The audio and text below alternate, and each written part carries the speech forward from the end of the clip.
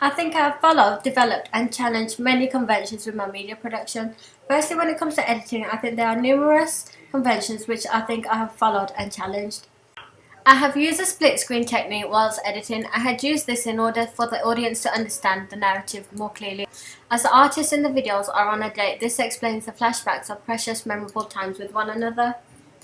I have only seen split screens used in the cover videos that I have researched. This is why I had chose to use split screen, as it was less conventional, but it allowed me to be more creative within my work. I've also used the shot reverse shot editing technique in my music video, which I have also followed conventions for this. I have seen this in many videos such as Nelly Furtado and James Morrison, and the actual Just Give Me a Reason video, as well as Nicki Minaj and Drake. This convention is effective in my music video as it makes my production look more realistic and professional. However, I do believe I have developed on this convention as I have combined this shot reverse shot technique with a point of view shot. I think this is effective as it allows audience engagement to carry on watching the video, as it enables them to understand the artist's emotions. Additionally, I think I've developed this convention as I have used a mixture of narrative and performance scenes, as well as maintaining continuous editing. As I've seen in many music videos, they are either one or the other, such as Katy Perry, Keri Hilson and Rihanna are hugely performance based, whereas Taeyang and Taylor Swift are mostly narrative based. This is why I have used a mixture in my music video to gain audience interest while watching my music video, and the usage of both allows audience to understand the storyline of my video more effectively. This links to Goodwin's theory, as the video has its own meaning to it and shows visual images of what's happening, such as the lively scene. In my project, I have developed on my camera skills. This is exhibited through the productions of my music video. I have also created a digipack and an artist website, which enabled me to use various conventions, which I have gained from a range of existing artist websites and digipacks. I think I have used these conventions of real media text by also adapting my work to my own preferences. By following these conventions, I ensured that I had created a realistic looking product.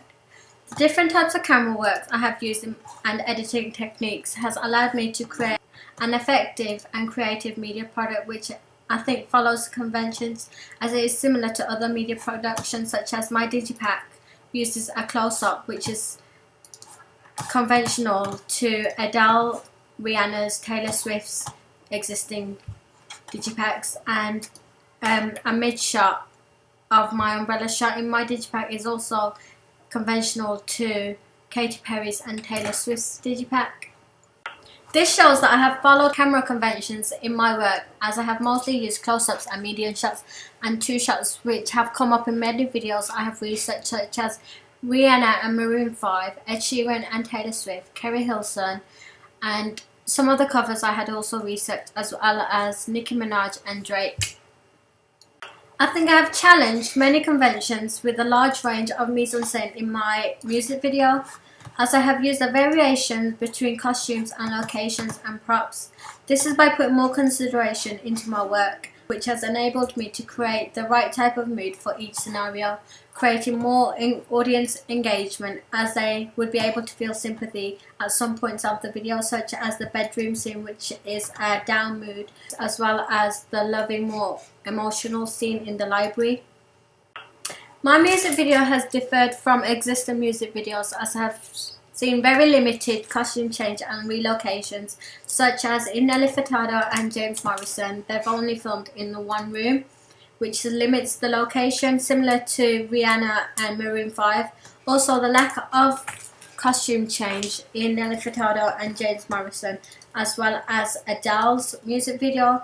By challenging this convention, it has allowed me to be more creative and imply more emotion into my work, such as the consideration into my music videos, such as the costumes, where we've had a casual look for a happy scene, a dress for a elegant and date scene, as well as a home scene where my character is down, connoting heartache and a bad mood.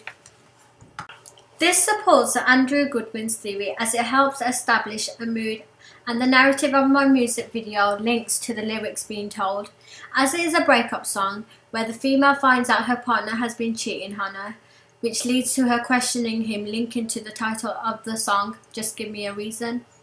Also, the montage effect shows the good times when they were together to gain audience empathy. Due to all this consideration and challenging and following these conventions, I think it's helped me create a more realistic and creative product, and it enabled me to create emphasis on my subgenre, which is sophisticated pop. Throughout my productions, I have also followed, developed and challenged conventions within my ancillary tasks, which I chose to do our artist website and a digipack. I've also seen it was conventional to have tabs and pages such as the home page, music tab, tour page, store page and gallery. It was conventional as I had seen these tabs in many existing websites ranging from Pink's to Nate's, Carly Rae Jepsen's and Adele's artist website. It was also conventional to have a blog or newsfeed in the artist website, which enabled audience to interact and gain more of an insight to what the artist is getting up to. As I had seen many of these on Carly Rae Jepsen, Nate's and Adele's website. Following these conventions was beneficial, especially for my subgenre, as these artists created sophisticated pop music. I had also noticed that not many artists' websites had included an enter site, which was an extra page leading to the actual artist website. The only time I had seen this was only once within my research. This was for Nate's artist website. So as it was less common and not many female artists had this feature for their artist website, I thought it would be creative to incorporate an enter page for my artist website. This allowed me to develop this convention as it was used for a female. I had taken the convention from a male artist and incorporated it for my female artist website. I had also seen that only limited amounts of websites had a biography page for their artist website, such as Adele and Same Difference, which I had researched. I had used this feature in my work so audience would gain a background knowledge of my artist. I was massively inspired by Adele's website when creating my artist website, as she is a significant figure to follow, as she is known for the specific subgenre, which is sophisticated pop. And following these less common conventions allowed me to enhance more audience attraction for my artist website. I had challenged conventions within my music page, as I had used tabs to play other musics from my artists, which was not used in the websites I had researched. Also, for my homepage, I had included a social media feed where the artist's latest tweets would appear, as well as a comment bar for fans to write messages to the artist. As for my other ancillary tasks, my digipack, the typography I had seen had conventionally used a form of bold font, which I had seen in numerous existing digipacks such as Taylor Swift, Red and Fearless, as well as Adele's Skyfall digipack. I had seen that these digipacks had two different font styles or colour. I had developed this convention as I had used both styles in my digipack, as I had researched that existing digipacks had only used one or the other. I used the bold font for the title of my digipack, which was called Rouge, and a different white wearing out effect for the name of my artist, Zara, and the typography of the tracklist, which was also another conventional aspect of my artist website. The wearing out effect of my font for the artist name Zara and the tracklist interlinks with my music video, as it connotes the breakup and deterioration of the two artists' relationship.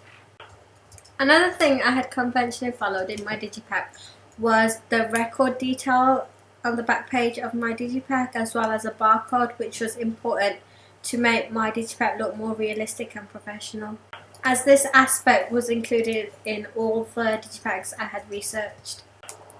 To conclude, the use of conventions has allowed me to gain more knowledge on professional media productions, and by following, developing and challenging these conventions, I think I have created a realistic looking media production. Also, by challenging, it has enabled me to be more fun and creative with my work, allowing me to enjoy producing these productions as it's been tailored to my own individual preferences. Bye!